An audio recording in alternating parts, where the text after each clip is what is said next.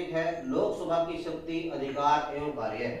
क्योंकि हमने संसद के कार्य और शक्तियां पढ़ी हैं, उससे आप इसको पढ़ोगे तो लगोगे जैसे दोनों का जो टॉपिक है, मैटर है, वो समान है। लेकिन क्योंकि लोकसभा और राज्यसभा संसद के योग है और संसद के हम कार्य और शक्तियां पढ़ चुके हैं, लेकिन ध्यान से पढ़ोगे तो आपको ये भी आ ही जाएगा, उसमें आपके समझ में आ गया होगा। लेकिन कुछ बच्चे ध्यान से नहीं पढ़ने के कारण वो इसको एक अलग मान लेते हैं अथवा वो इसको कर नहीं पाते, अतः ये टॉपिक करना आवश्यक था। तो लोकसभा की शक्तियों में पहली शक्ति है विधायी शक्ति। विधायी अर्थात कानूनी, संवैधानिक शक्ति।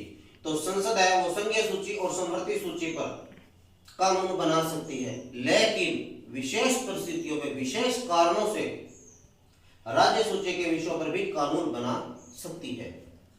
समवर्ती सूची और संघीय सूची पर राज्य सरकार का अधिकार होता है और राज्य सूची की जो विषय है उस पर राज्य सरकार कानून बनाती है। साधारण अविधि विधेयकों और संविधान संशोधन विधेयकों को संसद के दोनों सदनों द्वारा पारित कर राष्ट्रपति के हस्ताक्षर के लिए भेजा जाता है। कोई भी चीज संविधान में संशोधन करना हो अथवा नया कानून बनाना हो तो दोनों सदनों में प्रस्ताव पास होना जरूरी है। उसके बाद वह प्रस्ताव राष्ट्रपति के पास जाता है और राष्ट्रपति के हस्ताक्षर होते ही संशोधन अथवा कानून की प्रक्रिया पूर्ण हो जाती है। राष्ट्रपति उसमें संशोधन करने पर भी कह सकता है। वित्तीय शक्तियां दूसरा बिंदु है। संविधान द्वारा वित्तीय क्षेत्र में संबंध में शक्तियां लोकसभा को प्रदान की गई हैं। मैंने आपको चूंकि पहले भी बताया था कि कोई विधेयक वित्त विधेयक है या नहीं, इसका निर्णय लोकसभा करती है। अतः वित्तीय शक्तियों में लोकसभा को ही विशेष शक्तियां प्रदान आता। लोकसभा ही वित्त के क्षेत्र में अधिकार रखती है। वित्त विधेयक लोकसभा में ही प्रस्ताव किए जाते हैं, राज्यसभा में नहीं। ये छोटा प्रश्न होता है, धन विधेयक कह दो, वित्त विधेयक कह दो, एक ही बात है।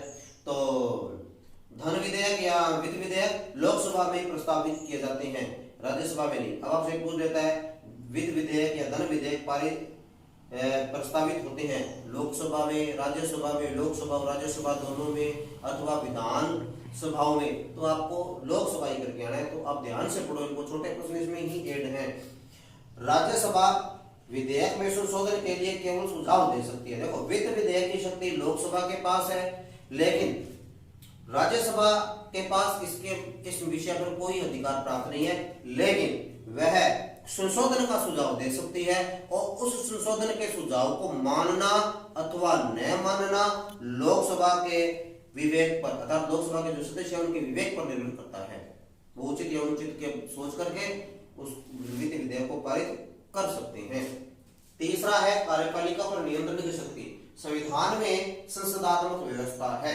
भारतीय संविधान में संसदात्मक व्यवस्था की गई है। ये प्रश्न बनता है भारतीय संविधान में भारत की संवैधानिक व्यवस्था है संसदात्मक, तो छोटा प्रश्न बनता है।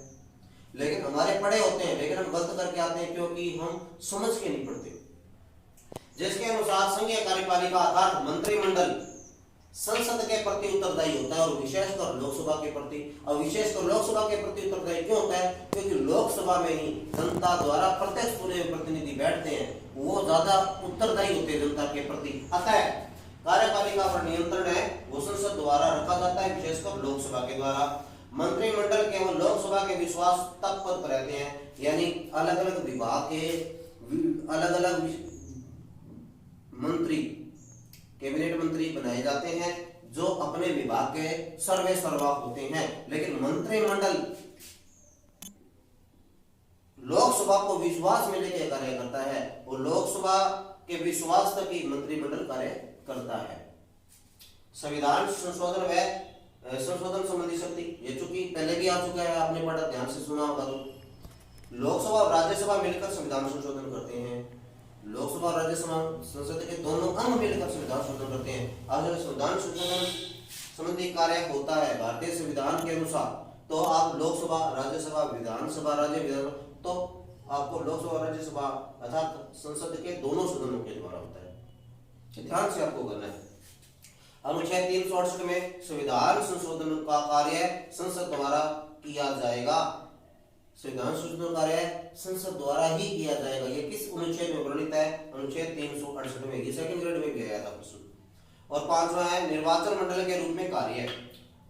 लोकसभा, देखो लोकसभा, राज्यसभा और राज्य विधानसभाओं के सदस्य मिलकर राष्ट्रपति के चुनाव में भाग लेते हैं। ये लोकसभा भी उसका एक आवश्यक अंग है। अतः निर्वाचन मंडल के रूप में भी लोकसभा कार्य करती है। अब राष्ट्रपति के चुनाव में कौन कौन भाग लेते हैं, ये प्रश्न बन गया। तो आपको कोई जी असर कराया नहीं हुआ, आप इसको ध्यान से पढ़ो। लोकसभा, राज्यसभा और राज्य के विधानसभाओं के निर्वाचित सदस्य मिलकर राष्ट्रपति का चुनाव करते हैं। तो इस प्रकार ध्यान से पढ़ने पर आपका कोई भी क्वेश्चन गलत नहीं होगा। आशा करता हूं कि ये आपको। लोकसभा के बाद हम बात करेंगे राज्यसभा की शक्ति, अधिकार और कार्यों की। चूंकि मैंने आपको पहले बताया था कि लोकसभा, राज्यसभा और राष्ट्रपति तीनों अंगों से मिलकर संसद का निर्माण होता है। चूंकि हमने संसद के कार्य में शक्तियां पढ़ी, उसके बाद हमने लोकसभा के कार्य में शक्तियां पढ़ी, तो आपको एक जैसा पाठ्यक्रम नजर आएगा। लेकिन इसका मुख्य कारण यह है कि वो संसद के ही अंग है और कुछ शक्तियां दोनों में समान है, कुछ विशेष भी है। तो हम राज्यसभा की शक्तियां व कार्य अधिकारों का वर्णन करेंगे। पहला है विधायी शक्ति। राज्यसभा को लोकसभा के समान ही विधायी कह दो, कानूनी कह दो, संवैधानिक कह दो, शक्तियां प्राप्त है। इसके तीन नाम है, कोई भी नाम दे सकता है। अवित्तीय विधेयकों को दोनों सदनों में समान, देखो वित्तीय अधिकार केवल लोकसभा के पास है। राज्यसभा केवल उसमें अपना विचार प्रस्तुत कर सकती है। केवल वित्तीय अधिकार लोकसभा में ही होते हैं, ये प्रश्न भी है। लेकिन अवित्तीय विधेयकों में दोनों को समान शक्तियां प्राप्त हैं। इसके अलावा संविधान संशोधन की शक्ति, संविधान संशोधन की शक्ति भी दोनों सदनों में समान है। दोनों सदनों में प्रस्ताव पारित होने के बाद ही संविधान संशोधन किया जा सकता है। अगर दोनों सदनों में असहमति है, अर्थात दोनों में विरोधाभास है, तो संविधान संशोधन का प्रस्ताव है वो गिर जाएगा, यानी संविधान संशोधन नहीं किया जा सकता। वित्तीय शक्तियां चूंकि मैंने आपको बताया लोकसभा के पास ही है, राज्यसभा के पास इसके अधिकार बहुत सीमित है। लेकिन लोकसभा से वित्त विधेयक राज्यसभा में जाता है, लेकिन राज्यसभा को 14 दिनों के अंदर उस पर अपना विचार अथवा मत प्रस्तुत करना होता है और वह केवल विचार अथवा मत प्रस्तुत कर सकती है। संशोधन के लिए, विधेयक में संशोधन के लिए कह सकती है, लेकिन उसे मानना अथवा न मानना लोकसभा के सदस्यों के विवेक पर निर्भर है। तो 14 दिनों के अंदर अब आपसे पूछ रहे वित्त विधेयक राज्यसभा में अधिकतम कितने समय तक विचार के लिए प्रस्तुत किया जा सकता है? तो 14 दिनों के लिए। तो छोटा प्रश्न बीच में बढ़ता है। वित्त विधेयक पारित होता है केवल और केवल लोकसभा में, ये प्रश्न बनता है। कार्यपालिका संबंधी शक्ति, चूंकि हमारे देश में संसदात्मक शासन व्यवस्था है, अतः कार्यपालिका से संबंधित सभी विशेष अधिकार केवल और केवल लोकसभा के पास है। राज्यसभा के